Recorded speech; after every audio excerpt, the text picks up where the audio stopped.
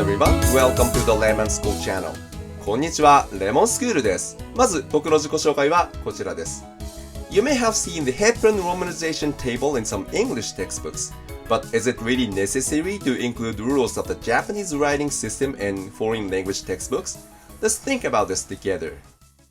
今日はちょっと攻めたタイトルでいきます。よくローマ字の表がこんな感じで英語の教科書に載ってるのを見ますよね。それで実際によく聞く話が、ヘボン式ローマ字は英語に近いから、英語教育のためにローマ字をやるべきだとか、ローマ字は国語の時間じゃなくて英語の時間にやった方がいいとか、そこまで思ってる方も珍しくないと思うんですが、そういう方はぜひこの動画を最後までご覧ください。結論から言うと、ローマ字を英語の時間に扱うのは非常にまずいんですよ。以前、英語の発音技能検定 EP プロっていう試験の特級合格者のミーティングで、英語の教科書にヘボン式ローマ字表が載ってることに関しても、満場一致でそれはまずいっていう話になりました。それでさらに話題になったのが、英語の教科書にローマ字が載ってるだけじゃなくて、ローマ字の書き方を英語の授業で教えて、例えば、納豆をこういう風に綴るみたいに教えて、で、英語の時間にそれをテストするというケースもあるという話も出たんですよね。実際この動画を見ていただいている方の中にはそういう授業を受けていたりとか、そういう授業をされていたりする方もいるかもしれません。でもちょっと聞いていただきたいのが、それに対して英語発音技能検定特級を持っている方たちは、もう満場一致で、それはまずい、それは変えないといけないっていう話になったんですよ。ローマ字にはヘボン式とか訓練式とかありますけど、ヘボン式だろうが訓練式だろうが、ローマ字は国語の時間に教えるもので、英語に持ち込むべきではないということです。英語発音技能検定の生みの親でもある菅沼直子先生とか、あと柴田武先生とか、日本人の中では英語の発音とか発音指導はトップレベルだと思われる方たちがいらっしゃって、そういう方たちが満場一致で英語の時間にヘボン式ローマ字を扱うべきではないとおっしゃってたので、これは耳を傾けてみて損はないかなと思います。そもそもなぜ英語の時間にローマ字をやる必要があるのかというと、やっぱり英語の先生方は名前をローマ字で書かせたいと思うんですよね。でも現実にはローマ字で自分の名前をちゃんと書けない子がたくさんいるわけですよね。だからそのためにローマ字でローマンアルファベットで自分の名前の書き方を教えたいという気持ちがあるんじゃないかなと思います。だけど結論から言うと、英語の時間にローマ字で自分の名前を書けなくていいと思うんですよ。書ける必要はないんですよ。いやいやちょっと待って何を言ってるんだって思うかもしれませんが、これはちょっと英語以外の言語で考えてみるとわかると思います。前にメキシコ人とか中南米のスペイン語圏の友達が私の周りに結構いたんですよ。それで私はアキって呼ばれてたんですけど、ある時メキシコ人が私の名前をこうやってスペイン語風に綴ってくれたんですよ。ちなみにスペイン語でここっていう意味のこういう単語があるんですけど、これはアキみたいな感じなんですよね。まあ私はスペイン語はちゃんと習ったことはないんですけど、こんな感じです。で、私の名前がそれに似てますからね。それでこの綴りを見て、かっこいいなと思ったんですよ。それでさらにちょっと欲が出て、もっとかっこよくしたいなと思ったんですよね。それでスペイン語では H はサイレントなんですよ。H は読まないんです。だったら、こう綴っても発音は変わらないわけですよね。そうすると日本語のローマ字とだいぶかけ離れた綴りになって、いかにも外国語っぽくなってかっこいいなと思って、で、こうやって自分の名前を綴ってた時があるんですよ。スペイン語をやるんだったら別にローマ字を知らなくてもこういう風にスペイン語風の綴りができればいいわけじゃないですか。というかむしろこういうことをやった方が面白いですよね。で、しかも面白いのが、名前の綴りも結構その人の性格出ますよね。できるだけシンプルにしたいっていう人もいれば、私みたいにちょっとふざけたことをやりたいっていう人もいたり、そういうのもね、また面白いかなと思います。で、今度は中国語の漢字で考えてみましょう。日本語でも中国語でも漢字を使いますよね。でも例えば愛さんという人の名前は、日本語ではこう書きますけど、中国語ではこう書くんですよ。簡体字って言うんですけど、ちょっとシンプルな漢字を使うんですよね。現代の中国語を学ぶなら、こっちの字が書ければいいわけですよね。こっちの日本で使ってる漢字を書けなくても中国語学習では困らないんです。中国本土ではですね。台湾とかはまた別ですけど、中国本土では困らないんです。あと、豊田さんとか車のトヨタの字も中国語ではこう書くので、まあ昔は中国でも日本語のこれに似た字を使ってたみたいですけど、今は簡体字っていうこれを使ってるので、これが書ければいいわけですよね。日本語のこれを書けなくても全く問題ないし、ましてこの字を中国語の教科書に載せる必要も全くないんですよ。読み方も中国語ではフォンティエン、日本語のトヨタとかトヨタっていう読み方を中国語の教科書に載せる必要はないわけですよね。日本語の読み方や書き方は別に中国語を知らない国語の先生から国語の時間にしっかり習えばいいわけです。中国語をやるならやっぱり学習者はこれを書いて読みたいわけじゃないですか。こっちの方が外国語っぽくてかっこいいですしね。本当は英語も全く同じなんです。例えば私の名前のアキだったら、英語ではこう綴りたいんですよ。これだと、アキで日本語の元の発音に近い発音で読んでもらえるんです。英語の時間にはローマ字じゃなくて、やっぱりこういう綴りをやりたいんですよ。フォニックスを応用したもの。A にしちゃうと、アメリカ英語の A はあじゃなくて air なので、アキになっちゃうんです。この ABCD 読みは、あぶくど読みじゃなくて、A は air だからエアバカダ読みですからね。他の動画で説明してるので、よかったらそちらも見てください。だから、ラッキーの L がないだけです。じゃあこれだとアッキーになっちゃうんじゃないかって思うかもしれませんけど、決してそうではないんですよ。そもそも英語に小さいつの音がないんです。だからここに C が入るっていうのは決して小さいつという意味じゃないんですよ。この C がないとウキとかユキっていう読み方になっちゃうんです。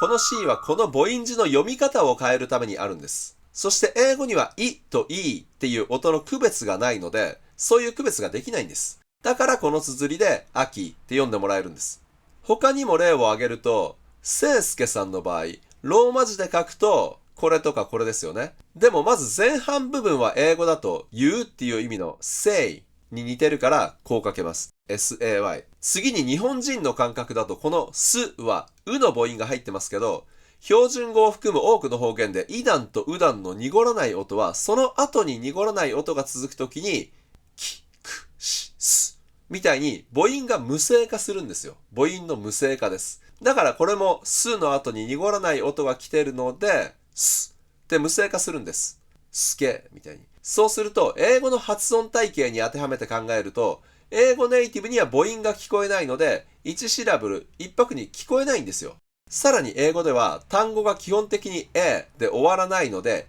A って二重母音になるんです。最後が。だから最初の say と同じ音を使ってこれに K を加えただけで skay, say skay, say skay っていうと日本語のせいすけに近い発音になって綴りもちょっとかっこよくなるんです。こういう風に元の日本語に近い発音を英語式に発音してそれを英語式に綴るっていうことを英語の授業ではやりたいんですよね。ローマ字で自分の名前を書くことではなくて、こういうことを英語の時間にはやりたいんです。で、ローマ字でこれとかこれとかっていうのは国語の時間に話し合うことです。あと逆パターンもあって、ローマ字で書いた名前を英語式に読むっていうのも面白いです。例えば、ヒロさんのことをローマ字で書くとこうですけど、これを英語式に読んで Hiro って読む。I は英語では I、O は O ですからね。それで R は日本語のラ行じゃなくて英語の R を発音する。Hiro。こういう風に綴りはローマ字と同じだけど読み方を英語式にするっていう方法もあります。英語の時間では Hiro って呼べばいいんです。さっきのせいすけさんも Seasuk なんて読んでもいいかもしれないですね。かなり元の発音からかけ離れていいですよね。まあこれも性格が出るところで元の発音とかけ離れた方がいいと思うのか、元の発音に近くしたいのかは人によって違いますね。英語の授業でやりたいことはこういうことなんですよ。ヘボン式ローマ字の書き方読み方じゃなくて、英語の発音体系で英語のフォニックスのルールを使って自分の英語式の名前を考えるということです。ただ現実を考えるとフォニックスっていう言葉を聞いたことがある人は増えてるけど多くの場合は A から Z までの読み方を一通りやってでこういうところまで実際に応用できるっていうところまで言ってる人はそんなにいないのが現状なんですよね。一緒に私の動画に出ていただいているマイ先生も A から Z までの読み方をやってたんですけど以前はローマ字みたいに A はあ、I はいって言っちゃってましたし、今は発音はこう頑張って直してますけど、まだやっぱりこういう実践に応用できるっていうところまでは言ってないんですよね。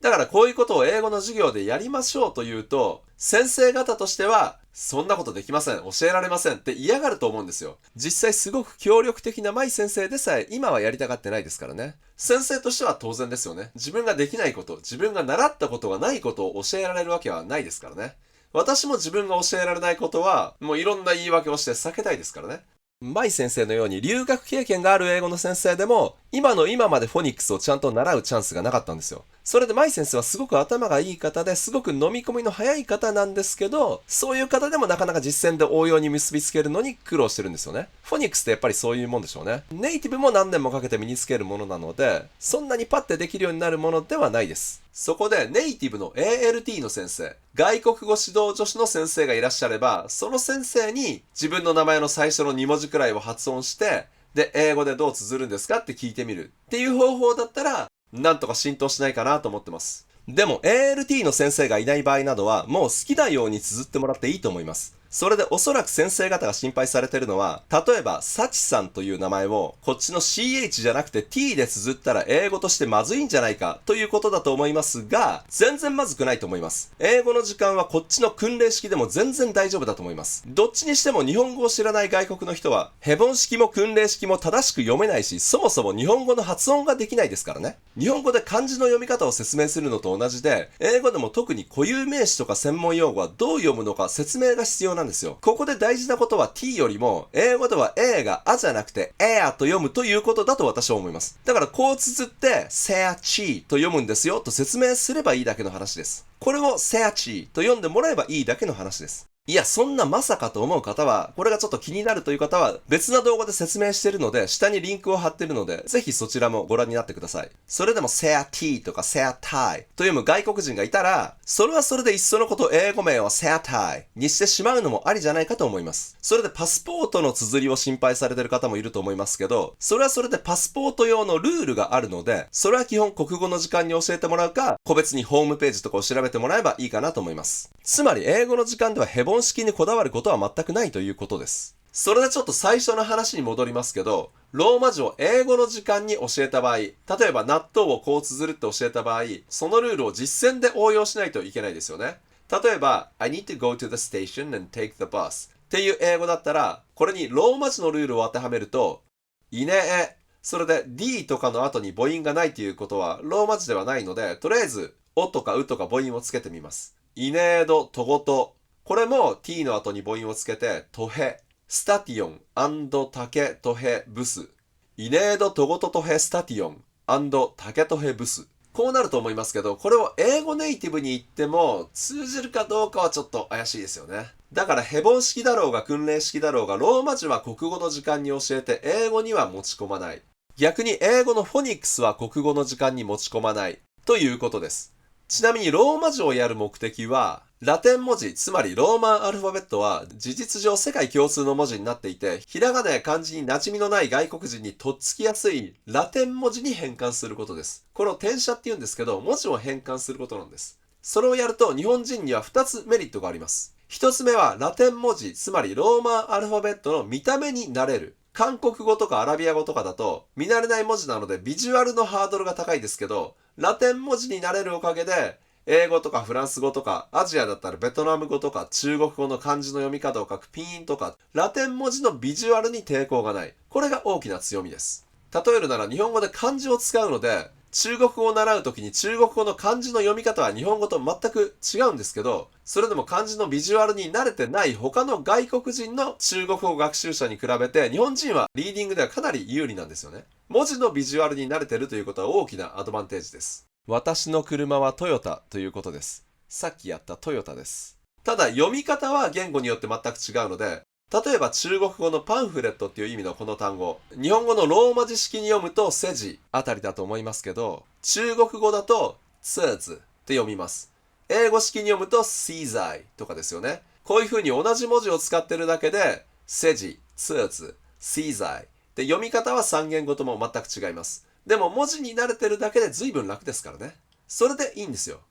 2つ目、音素文字になれるっていうことです。日本語のひらがなは言語学ではシラベリーっていうシラブル文字に分類されるんです。シラブル、つまり拍はその言語の基本単位で、母語話者はそれが一つの音だっていう感覚がありますけど、例えばさだったら日本人の感覚だと一つの音っていう感じですけど、ローマ字で書くとこうやって一つの音じゃなくて子音と母音に分かれてるんだな、す、あを組み合わせてさなんだなっていうのが分かるし、みゃとかだったらこういう風に3つの音素があって発音もん、い、あで3つの動作をん、い、あ、みゃで3つの動作をつなげていってるんだなっていうのが分かりますよね。こういう風に音素に意識が向きます。もちろん音素と文字が必ずしも1対1で対応してるわけではないですけど、日本語の中で音素に対する気づきがあるっていうのがポイントです。それで音素文字になれるというのがローマンアルファベットに限らず他の音素文字の言語を習うときにも有利ですよね。音素文字になれるんです。こういうことを国語の時間にローマ字を教えるときに教えてもらえるといいかなと思います。